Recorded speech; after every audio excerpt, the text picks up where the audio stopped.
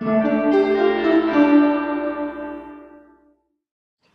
afternoon. This is Taylor Schappa from the English 201 News with co-anchors Meryl Ackerman and Bree Kirk. Today we will be discussing the ongoing debate between social and physical science in modern society. Susan Haack states it is false that social values are inseparable from scientific inquiry. False that the purpose of science is the achievement of social goals. False that knowledge is nothing but the product of negotiation among members of the scientific community. False that knowledge, facts, reality are nothing more than social constructions. False that science should be more democratic. False that physical sciences are subordinate to the social sciences. In more simple terms, Haack is stating that physical science is as or even more important than social science when it comes down to examining society. Yes, also essentially Haack explains that social constructionist view is false because social values do not lay down the foundation of society. This also opens up many broader questions involving the view of social constructionists. If you, Meryl, could explain to our viewers out there exactly what social constructionism is. Well, social construction is a concept or practice of an idea for a particular group.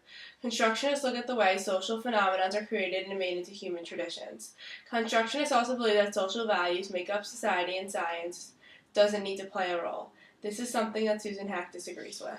Part of the statement made by Haack, false that the purpose of science is the achievement of social goals. Could you tell me what leads you to believe that Haack disagrees with this statement?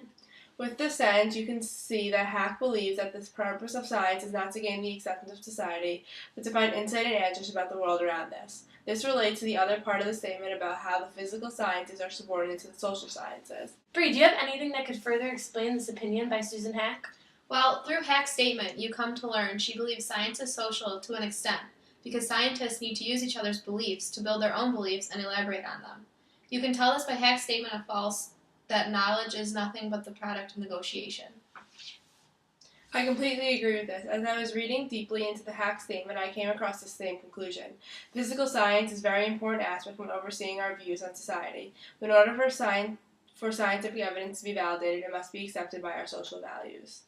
By the looks of this, in my opinion, I believe that Haack's point of view is more justified than that of a social constructionist, because social constructionists are one-sided to their beliefs when Susan Haack understands both views of social and physical science. This is important because for a well-rounded viewpoint, it is necessary to understand both. I think we're starting to get a pretty good idea of Susan Haack's perspective through this statement. But how does this show a social constructionist point of view? Essentially, social constructionists believe that science does not determine human behavior, but rather that human behavior shapes science. Therefore, social constructionists believe that the foundation of social values is based on social sciences, whereas Haack's argument states that physical science is the base of social values and human action is determined by science. That is why Haack states, false that the physical sciences are subordinate to the social sciences. How would you further elaborate this quote to clarify for our viewers? Well, physical science is more useful to define societal values because it can be backed up by biological evidence, whereas social science determines one's values. However, there can never be a perfect test of that. You say perfect test. How do you know that Haack believes that there can never be a perfect test of one's values? Later in Haack's writing, after this statement, she states, democracy is a political value and would be apropos if theory choice in science were a matter of social negotiation, pure and simple. But it isn't. It is a matter of seeking out, checking, and assessing the worth of evidence. This explains how one's values can be influenced by outside sources, such as politics, which proves that in Haack's opinion, there is no perfect measure of someone's values.